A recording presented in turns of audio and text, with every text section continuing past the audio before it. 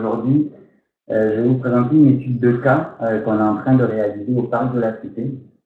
L'objectif de ce webinaire, en fait, ça va être de vous donner un exemple de comment se déroule un projet d'intervention de lutte aux OZE en collaboration avec l'UNI. Donc, je vais vous présenter les différentes étapes qui surviennent dans des projets comme ça. Donc, il y a bien sûr plusieurs formes que peut prendre un projet de lutte en OZE, notamment en ce qui concerne les interventions sur le terrain. Mais aujourd'hui, je vais vous présenter une approche qui finalement est une approche combinée de plusieurs approches, puis c'est des techniques dans lesquelles on a développé une expertise d'intervention. Donc pour cela, aujourd'hui, je vais vous faire la présentation est divisée en 4 grandes parties. Donc dans la première partie, je vais vous présenter la problématique de notre site d'intervention afin que vous preniez conscience des raisons pour lesquelles on intervient au Parc de la Cité à Roucherville. Puis je vous expliquerai la menace qu'il y a derrière par le VE, qui est le nerf brun pour l'habitat de la rainette Poudrillon. Donc dans la seconde partie, je vous dirai comment intervenir. Donc là, en fait, il y aura différentes étapes à respecter finalement pour mettre en place des bons projets d'avant, des bons documents d'avant-projet pour planifier correctement vos interventions. Dans la troisième partie, en fait, ce sera les premiers résultats qu'on a obtenus. Donc, notre première année d'intervention, c'était l'année dernière, j'y reviendrai. Puis là, je vais vous montrer un petit peu le premier suivi, qu'est-ce qu'on en a conclu pour cette première année.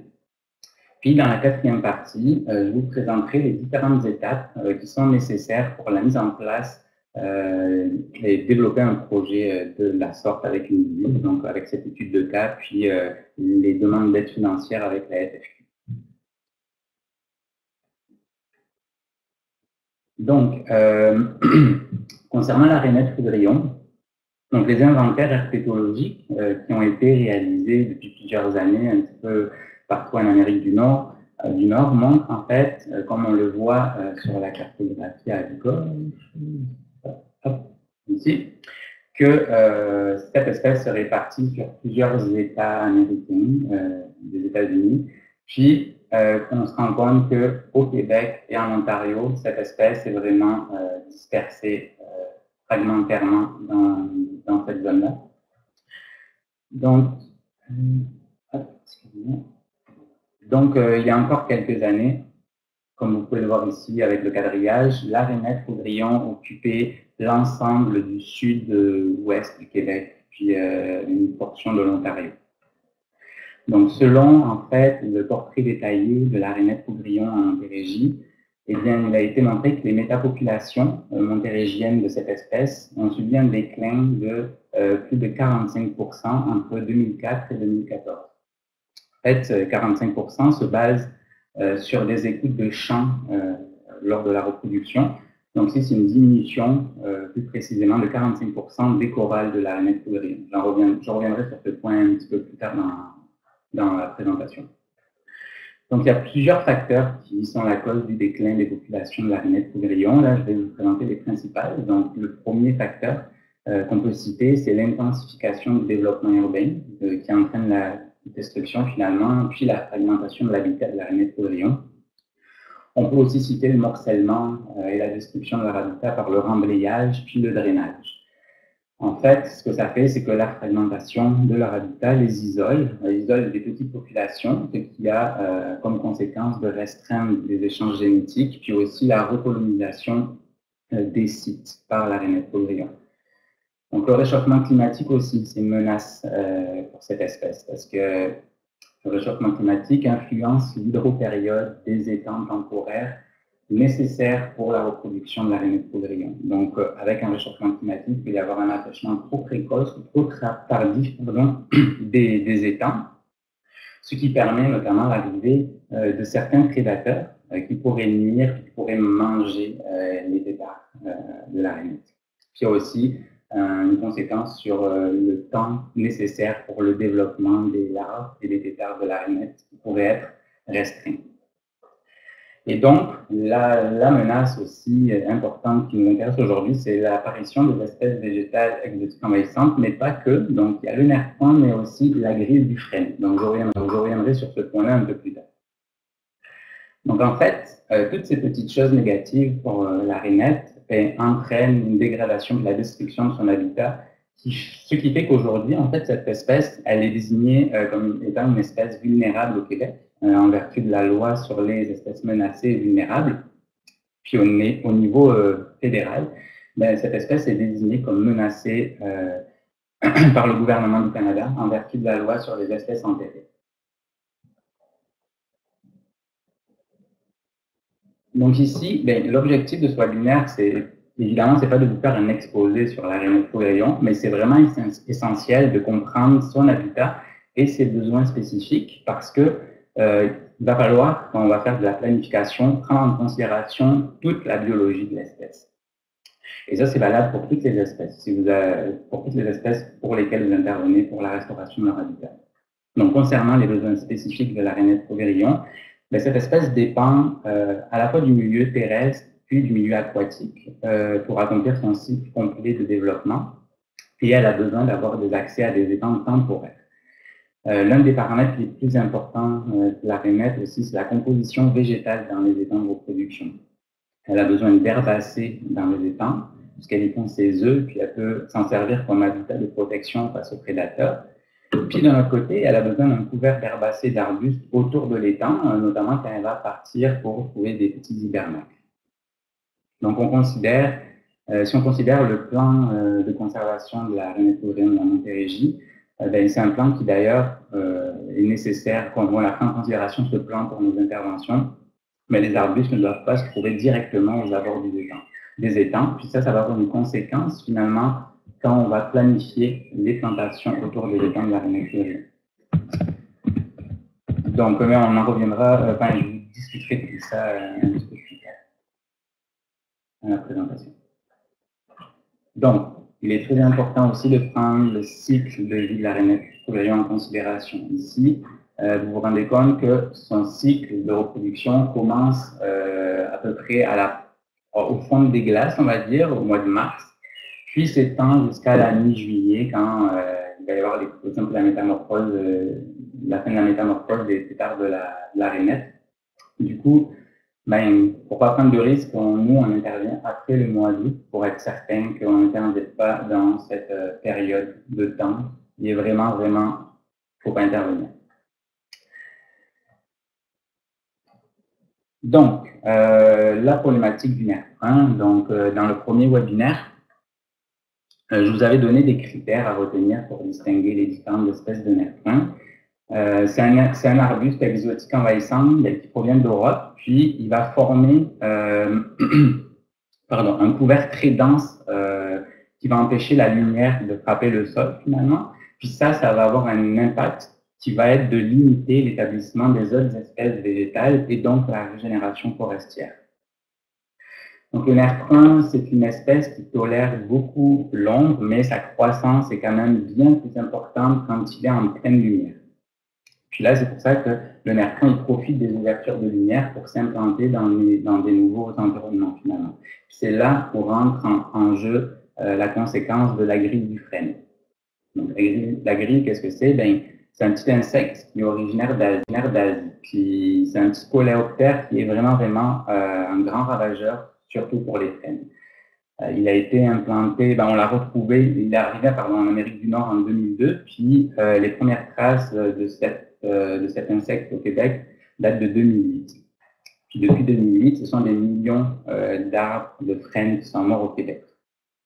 Puis là, quand ils vont mourir les frênes, ça va créer des ouvertures de lumière.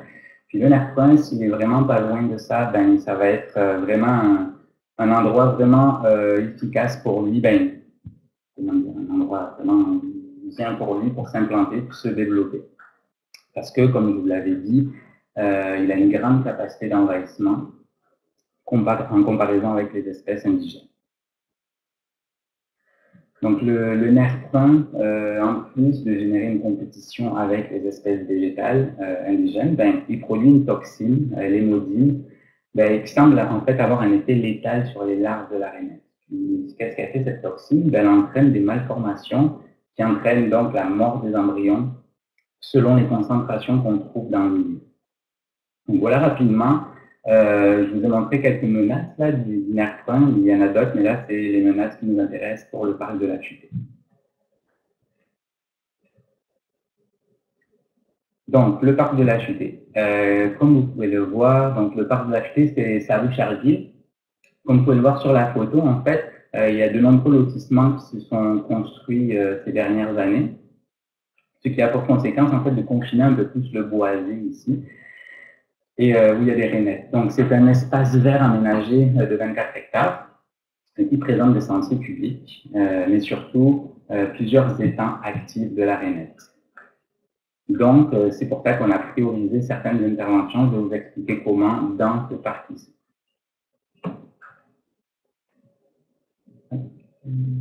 Donc, là, maintenant, je vous ai démontré la nécessité, pourquoi on doit intervenir. Maintenant, je vais vous expliquer comment intervenir. Donc, il y a 6 grandes étapes dans la préparation d'un projet, dans la caractérisation, finalement, d'un milieu d'intervention. La première étape, ça va être de bien identifier les espèces présentes. Dans la seconde étape, vous devrez vous protéger parce qu'il y a des sentiers, je vais revenir sur ces points-là tout à l'heure, il y a des milieux qui sont quand même, qui présentent plusieurs petits dangers pour des équipes d'intervention. Dans la troisième étape, il va falloir caractériser et cartographier le site d'intervention. La quatrième étape, ça va être de définir des objectifs réalistes. La cinquième étape, ça va être d'utiliser une méthode appropriée pour vos interventions. Puis dans une dernière étape, finalement, une étape qui va se faire sur le long terme, dès la première année, ça va être de faire des suivis vraiment réguliers. Donc là, je vais revenir sur ces points pour vous expliquer un petit peu comment on procède.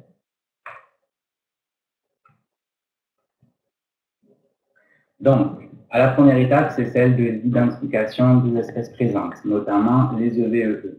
Donc, c'est important, oui, de bien connaître les EVE, mais aussi les espèces qui leur ressemblent. Par exemple, pour des personnes qui ont un peu moins d'expérience, le nerf point il peut être facilement confondu avec d'autres espèces, d'autres essences végétales comme des aulnes ou des cerisiers.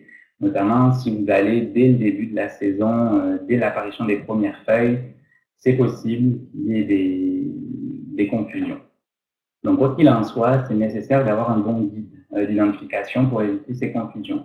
Je vous l'avais un peu présenté au premier webinaire, donc il y a plusieurs ouvrages ou des fiches qui sont disponibles sur Internet.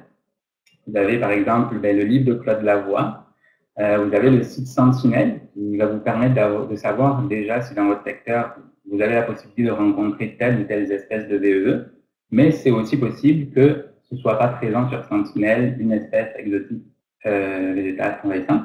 Donc là, ce serait vraiment important de mettre à jour cette base de données-là, justement pour qu'il y ait un suivi qui puisse être fait au Québec sur l'invasion des EVE. Ensuite, vous avez aussi le site de l'Ontario qui ont développé vraiment des bonnes fiches sur les espèces végétales exotiques envahissantes. Puis, on a aussi, nous, on est en train de mettre en place des outils qui seront accessibles sur notre nouveau site Internet. On va les mettre en place cette année. Ce sera comme une banque de référence pour vous outiller dans vos projets de lutte contre les espèces exotiques envahissantes. Ce n'est pas encore accessible, mais on vous le dira dans les prochains webinaires dès que ce sera accessible. Puis, ah oui, c'est ça, aussi, vous pouvez aussi vous faire, avoir l'aide d'experts dans vos projets, vous pouvez engager des experts pour ça, puis notamment pour vérifier les EVE présents sur votre territoire, les identifier, mais aussi valider vos guides, vos rapports, vos projets d'intervention. Et je vais vous en reparler un petit peu après aussi. Donc, le deuxième point important, ça va être de bien vous protéger lors de vos interventions, que ce soit pour vous ou pour vos équipes. Il y a plusieurs petits accidents qui peuvent être évités, mais que si vous n'évitez pas ça, ça peut faire mal. Donc, par exemple, il y a l'herbe à la puce. Si vous avez des équipes de terrain, n'hésitez pas à leur fournir des fiches avec des espèces qui sont susceptibles de représenter un danger pour eux, pour qu'ils puissent les reconnaître. Vous pouvez, donc il y a aussi toute une partie, un budget et un matériel de protection qui est nécessaire à considérer dans vos planifications. Il y a certains équipements qui sont jetables, qui peuvent porter sur le marché. Il y a aussi les personnes qui doivent vraiment, qui sont sur le terrain, vérifier tous les jours leur corps pour être sûr qu'il n'y ait pas de tiques sur eux, parce que je vous rappelle que les tiques entraînent la maladie de Lyme. Ensuite, vous avez le nerf catarctique, par exemple, a des épines sur ses branches. C'est des grosses épines qui peuvent faire très mal, tout comme l'aubépine.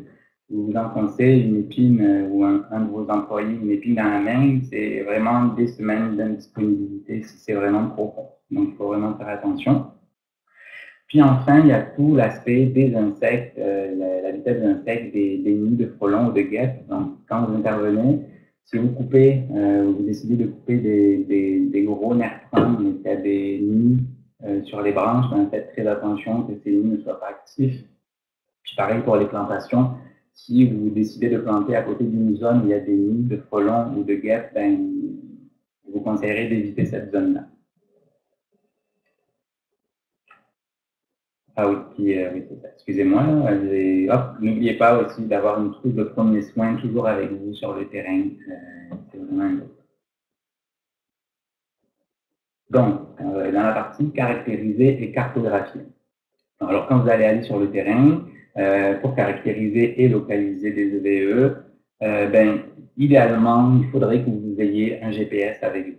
Ce serait important de bien identifier aussi avec du ruban forestier de différentes couleurs. Vous respectez un code couleur que vous allez garder du début à la fin. Par exemple, en rose, vous allez mettre les individus à couper. En bleu, ça va être, par exemple, la délimitation de votre zone d'intervention. Ce qui est important là, c'est de garder toujours le même code couleur pour toute la durée de votre projet. Donc, identification, délimitation des étangs. Donc, l'étude que je vous présente ici, il a fallu délimiter les étangs d'Arénette-Poudrillon pour savoir si elles étaient actives ou non. Donc, un point à considérer là-dedans, c'est que les Arénettes utilisent les étangs temporaires qui s'achèvent complètement, excusez-moi, complètement au cours de l'été. À la fin de l'été, il n'y a plus d'eau. Donc, la délimitation, finalement, de ces étangs doit se faire lorsque le niveau de l'eau il est haut après la fonte des neiges. Donc, pour caractériser la présence de la population, la taille de la population, on utilise la cote d'abondance qu'on appelle aussi la cote de champ. En fait, c'est une cote qui est notée sur une échelle qui va de 0 à 5, et elle vous indique un nombre approximatif des mâles qui chantent dans un étang donné pendant la période de reproduction. Donc là, on prend l'exemple du tableau. Une cote de 0, on n'entend rien. Puis une cote de 5, là, c'est une chorale constante. Les champs sont impossibles à dénombrer. Donc là, ce serait une grosse population de rainettes. Donc une autre chose qui sera à déterminer, ça va être vos points d'entrée. Dans le cadre de nos interventions au parc de la Futée, on a dû déterminer des points d'entrée dans chacune de nos zones d'intervention. Je vais un peu plus vous en parler après, mais idéalement, ces points d'entrée doivent être là pour faciliter les interventions. Quand vous avez des transports de matériel, du transport d'outils, de végétaux, la gestion des résidus qu'il faut amener, par exemple, de votre site vers un sentier pour les acheminer dans un conteneur, tout ça, c'est pour faciliter la gestion, la logistique des choses. Puis aussi, le fait d'utiliser qu'un seul et même chemin pour accéder à votre zone, ça va permettre de réduire les perturbations qu'il peut y avoir quand plusieurs personnes marchent toujours au même endroit. Donc, une fois que vous avez tout ça de combiné, compilé dans votre GPS, nous, on a un service de géomatique, puis grâce à ça, on peut constituer des cartes, puis c'est des cartes vraiment essentielles et qu'on utilise pendant toute la durée du projet pour faire des suivis corrects.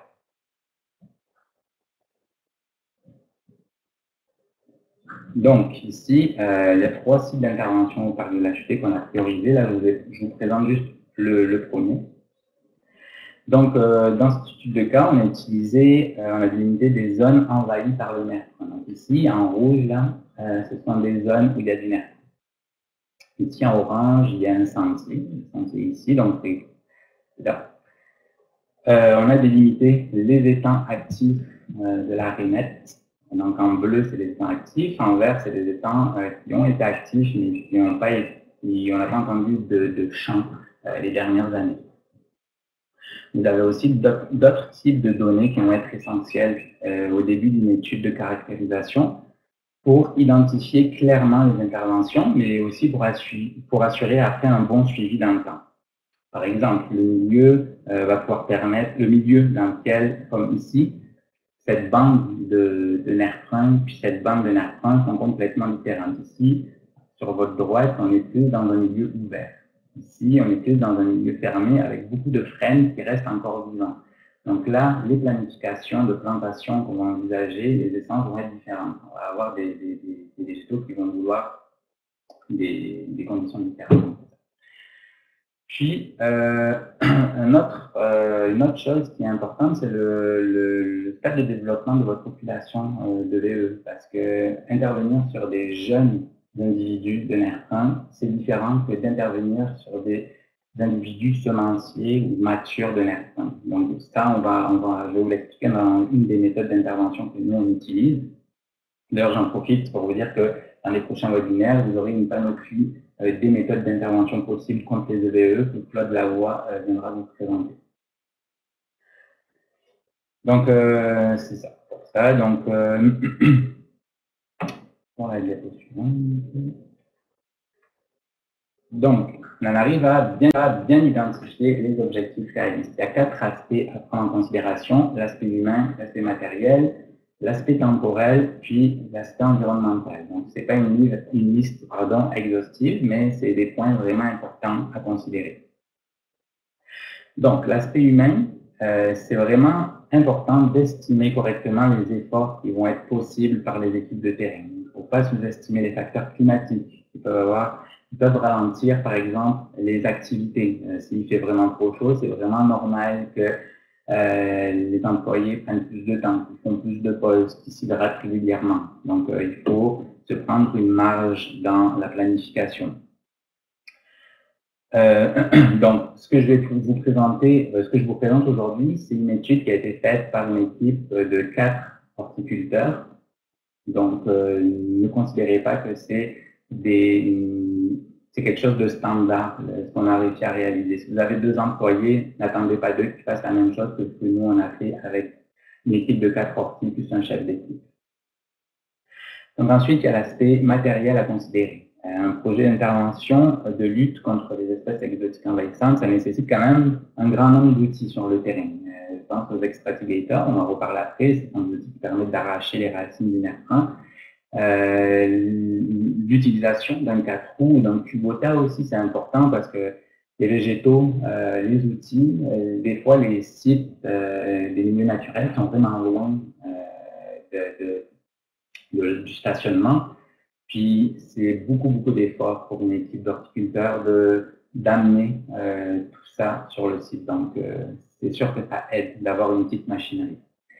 Souvent, on y reviendra, nous on utilise des scies pour les gros individus. Donc ça aussi, les scies à essence, ça coûte cher, c'est lourd, donc ça coûte cher aussi, ça a un coût. Puis les scies électriques pour les plus petits arbres. Donc tout ça, c'est des achats considérés. Puis surtout, quelque chose à ne pas négliger, c'est l'achat de végétaux, qui est quasiment essentiel dans un projet de lutte contre les EVE et qui a un coût vraiment conséquent. C'est quand même assez cher. Donc il faut considérer vraiment tout ça au début. Ensuite, il y a l'aspect temporel à respecter. Donc, comme je vous en ai parlé au début, l'aspect le plus important dans la période à respecter, c'est la période de reproduction des espèces sur lesquelles, dans l'habitat dans lequel vous allez, là où vous allez intervenir. Pardon. Donc, nous, par exemple, ici, on n'intervient pas de mars à août. On se donne une marge aussi, là, même si c'est jusqu'à mi-juillet, la fin de la métamorphose des têtards de la rainette, ben, on laisse plus de temps. Donc ici, les lettres, finalement, c'est juste pour vous montrer la planification de ce projet-là. La délimitation des étangs se fait à la fonte des neiges. Donc, ici, on a l'avril. En septembre, on commence à intervenir, donc arrachage, encapsulation et plantation. Puis les années de suivi qui se font à la fin, finalement, de l'année d'intervention. Vous avez ensuite le volet environnemental, puis ça va faire l'objet d'une prochaine diapositive. Ça va être de mettre en place des mesures de mitigation appropriées pour éviter de dégrader votre environnement, votre milieu naturel quand vous intervenez. Donc, concernant les mesures de mitigation, la première, c'est respecter les cycles de vie des espèces. Ça, vous avez compris. Favoriser l'arrachage manuel. Pourquoi? Parce qu'en fait, quand on arrache une VE, mais là, nerf 1, mais c'est pareil pour les autres. Arracher tout le système racinaire du nerf 1 et d'une VE, ça garantit vraiment une plus grande chance de réussite d'éradication d'une population. Par contre, c'est très rare, enfin très rare, il faut que ce soit une jeune population. Puis en plus de ça, ça permet de diminuer les perturbations qu'on peut occasionner par l'utilisation de scies ou d'outils qui font du bruit. Le troisième point, c'est nettoyer la machinerie et les outils que vous allez utiliser à chaque fin de journée. Ça, vous avez fait, Alexandrine, vous avez fait une présentation webinaire 3 sur les travaux publics. Donc tout ça, c'est pour éviter de répandre les EVE. Ici, en principe, il faut faire attention aux fruits du nerf. Ensuite, il ne faut pas intervenir les jours de pluie parce que les perturbations qui seront faites par le piétinement ou même l'arrachage des individus, ça va avoir des dégâts beaucoup plus importants pour le sol. Donc, on essaye de ne pas intervenir quand le sol est trop mouillé. Ensuite, il faut consulter des groupes d'experts parce que c'est ça, pour éviter les confusions puis les mauvaises planifications. Donc, toujours faire valider au moins un rapport que vous avez fait pour vos interventions par des experts. Donc, considérez l'écoulement de l'eau. Donc, il ne faut pas obstruer l'écoulement de l'eau parce que ça peut faire en sorte que vous avez des zones où il va y avoir des résidus sédimentaires qui vont se poser, puis ça peut avoir des conséquences, par exemple, sur les œufs qui ont été pondus par certains amphibiens. Donc, gérer les résidus de plantes, de VE, donc là, c'est notamment les fruits du nerf 1. Il ne faut surtout pas laisser les fruits du nerf 1 sur le sol quand vous intervenez. Puis, vous avez deux possibilités, mais je vous en reparlerai après. Soit vous mettez ça dans un sac bien étanche, noir, comme dans un sac poubelle, qui va rester une année sur place, puis même 2, là, pour garantir la mort des graines, là. Ou alors vous jetez ça dans un conteneur qui sera ensuite envoyé dans un site d'enfouissement. Mais je vous en reparle juste après. Et ensuite, il y a sensibiliser les gens déjà pour garantir une meilleure lutte contre les EVE. S'ils peuvent être des alliés dans l'identification des plantes, ce serait parfait, mais c'est aussi pour que favoriser finalement l'acceptabilité sociale du projet puis l'implication de la communauté. Parce que comme vous allez le voir aussi, des fois, ça nécessite de mettre des petits sacs comme des petits sacs poubelles au-dessus des souches de nerf 1 qui ont été coupées. Puis dans un parc, des fois, ça peut être mal vu. Donc, c'est important de bien expliquer ça à la population citoyenne.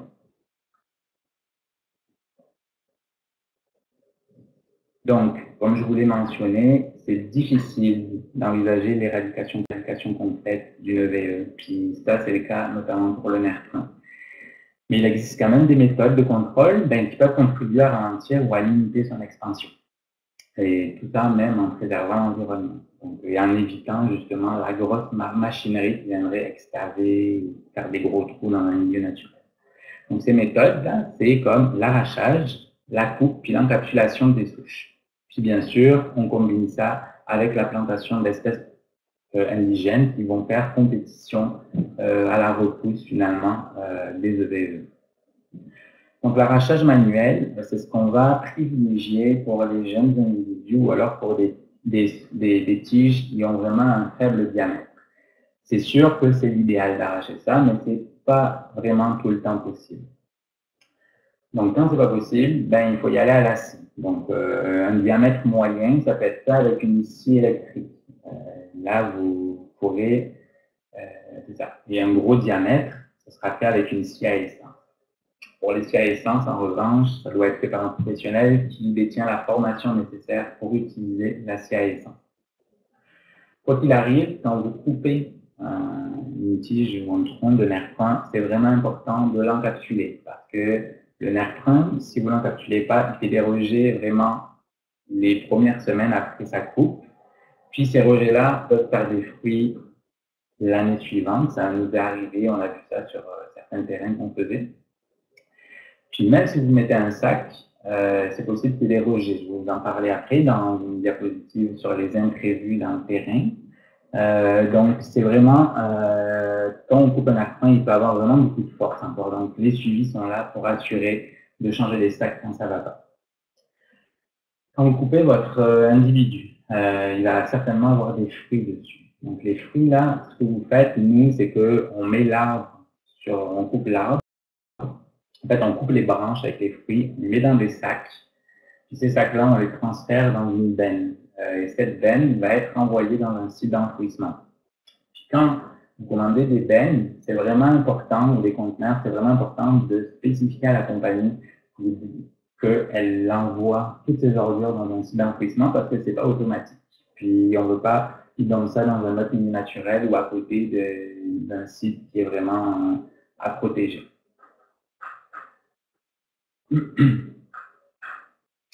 Donc, ça, c'est la lutte mécanique qu'on réalise. Puis, comme je vous l'ai dit, en plus de ça, on va faire des plantations. Donc, dans notre projet du parc de la Chutée, de lutte contre les EBE, on a prévu de planter 1400 arbres sur nos 3 sites d'intervention. Là, à ce jour, on a planté principalement l'empreinte des essences qu'on retrouve sur le lieu d'intervention parce que on sait quelles sont les conditions nécessaires pour pouvoir grandir. Quand vous allez acheter les végétaux, commander les végétaux, à vous de voir le galon que vous voulez pour les végétaux. C'est sûr que le galon va être défini sur plusieurs aspects. Il va y avoir l'aspect logistique. Si vous êtes loin de votre milieu d'intervention, vous n'allez pas prendre plus de 3 gallons parce qu'après, ça devient vraiment compliqué à porter. Idéalement, en tout cas, ça c'est ce qu'on s'aperçoit, c'est que les individus, quand ils sont plantés plus jeunes, donc des 1 gallon, ça peut faire en sorte que leur système racinaire s'intègre mieux dans le sol, puis le taux de succès de survie est quand même le plus élevé. Donc, c'est ça. Donc, et surtout, quand vous allez faire des plantations, il y a l'arrosage, là. S'il ne pleut pas, c'est comme un des facteurs les plus importants, c'est d'aller arroser vos plantes après vos plantations. Puis, n'hésitez pas à acheter des mycorhizes, puis de la terre, du terreau, pour les aider à avoir des nutriments immédiatement quand vous allez les mettre dans le sol.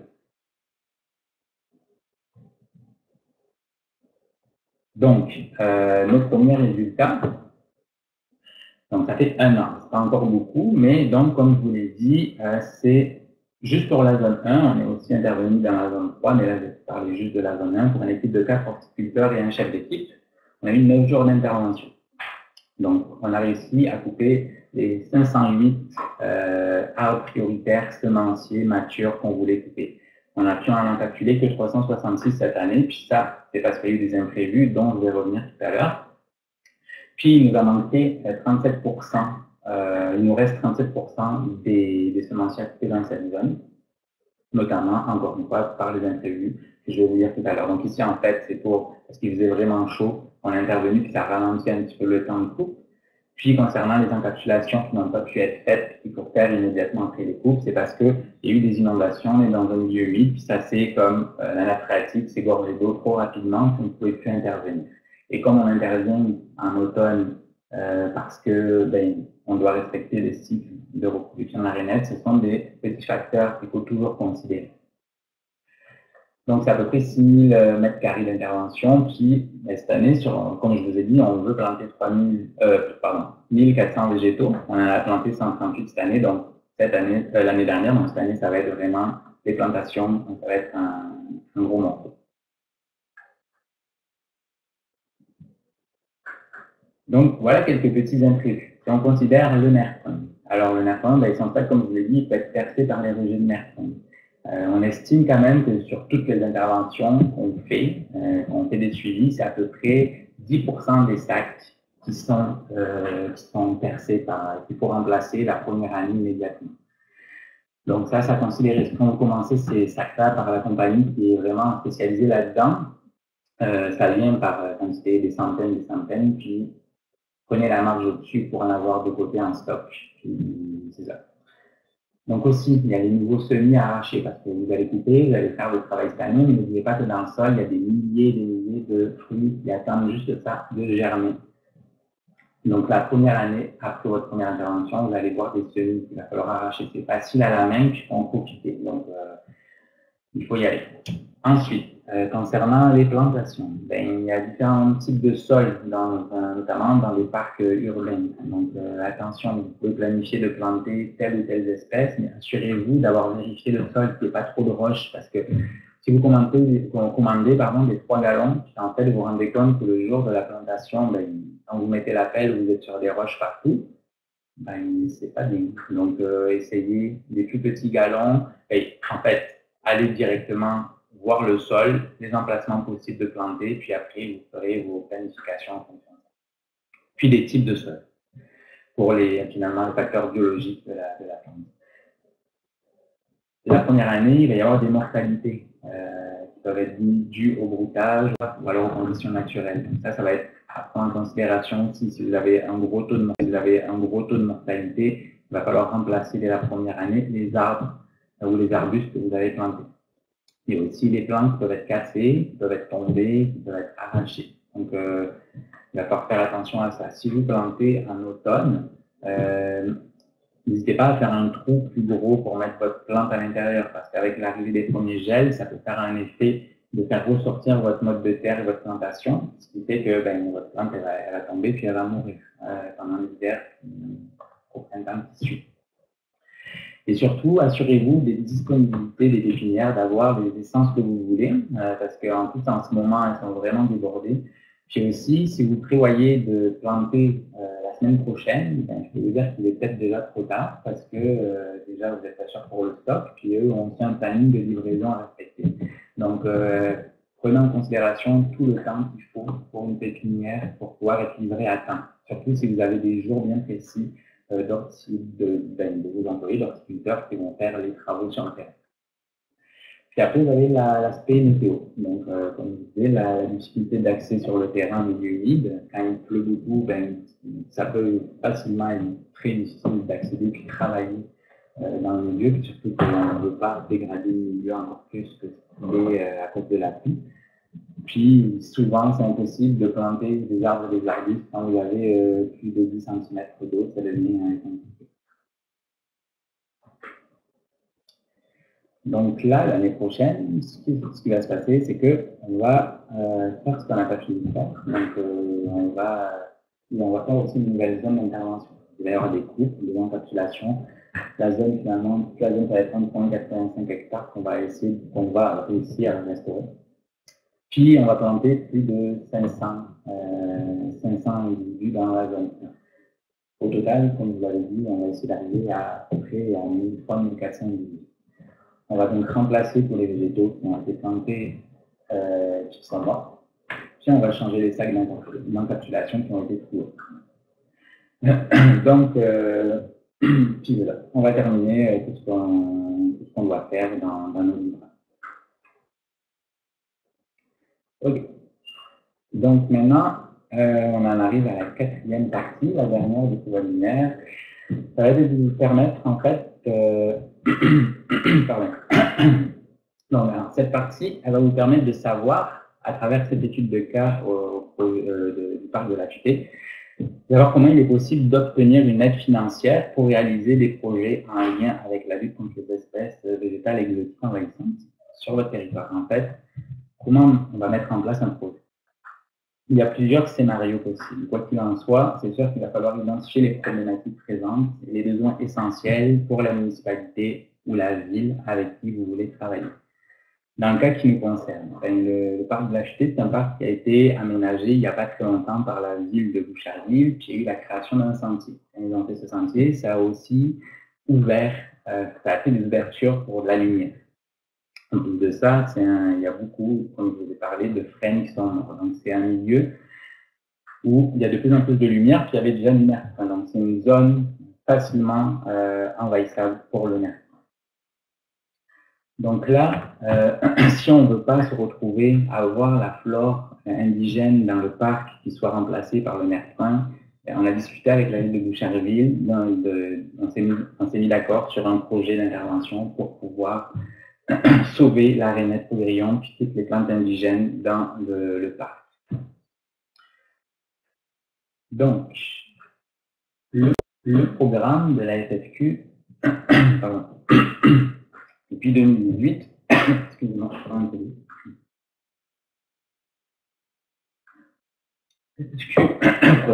possède un programme qui est destiné à la lutte contre les EVE, ou les PE, les plantes exotiques en exemple. Première chose à savoir, c'est les deux dates, qui sont le 15 janvier et le 15 février pour une soumission. Il y a deux volets dans ce programme. Il y a le volet contrôle des PE, donc les interventions plus les suivis, puis le volet transmission de connaissances. C'est le volet intervention, dans ce cas-là, qui nous intéresse. Donc, ce qui est important de savoir, c'est que il y a des études d'avant-projet qui doivent être faites pour commencer une demande d'aide financière pour le contrôle des PE. Cette étude d'avant-projet, elle peut être admissible, vous pouvez obtenir une aide financière pour les études d'avant-projet. Donc, les coûts admissibles sont la concurrence de $10 pour recouvrir 70% des coûts de votre projet. Pour la réalisation des travaux, la FFQ peut vous accorder une aide financière à hauteur de 70% des coûts admissibles de votre projet, à concurrence de $70 pour réaliser vos interventions. Donc, si vous voulez vraiment tous les détails pour les critères d'admissibilité, c'est vraiment bien détaillé et expliqué sur les documents de la Fondation de la Femme du Québec.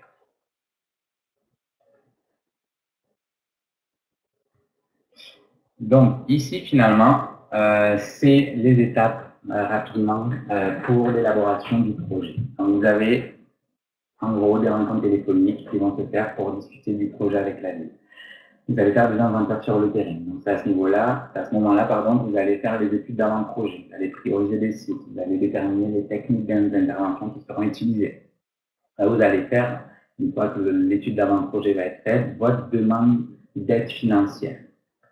Dans votre demande d'aide financière, si c'est un organisme de conservation qui la réalise, la ville va devoir appuyer ce projet. Donc, il va falloir fournir une lettre pour ça. Une fois que la demande est acceptée, il va falloir faire une visite de terrain avec les représentants de la ville pour que tout soit discuté avec la ville encore une fois. Puis, après, il va y avoir l'élaboration d'un échéancier des travaux et des précisions des interventions. Notamment, des fois, il va y avoir des permis pour les travaux à avoir, des demandes de certification pour intervenir dans les lieux, donc c'est ça. Puis, ce qui est important de faire aussi, c'est des suivis au moins un par année avec la ville pour vraiment leur montrer l'état d'avancement du projet, puis leur montrer que tout se passe bien, puis que c'est ça. Je pense que oui, c'est terminé.